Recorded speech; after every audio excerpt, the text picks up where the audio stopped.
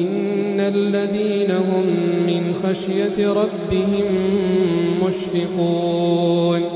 والذين هم بآيات ربهم يؤمنون والذين هم بربهم لا يشركون والذين يؤتون ما آتوا وقلوبهم وجلة أنهم إلى ربهم راجعون أولئك يسارعون في الخيرات وهم لها سابقون ولا نكلف نفسا إلا وسعها ولدينا كتاب ينطق بالحق وهم لا يظلمون